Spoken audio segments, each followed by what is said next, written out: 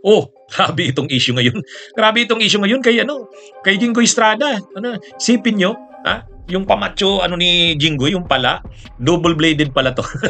Barbie daw, Barbie.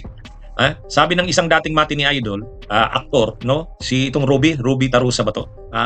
Sabi niya, tumigil daw si Jinggoy. Kapag hindi daw ito tumigil sa pagsisinungaling, ilalabas niya raw ang mga ebidensya niya na ito ay ano, gay. Gay.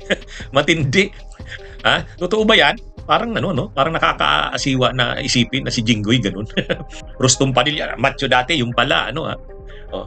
Wala naman sanang ano, masama sa ganyan. Kaya lang ang problema lang kasi, ang sabi naman ni Ruby ano, hindi naman yung issue ng korapsyon ang issue ko dito, yung nakikita ko nagsisinungaling siya.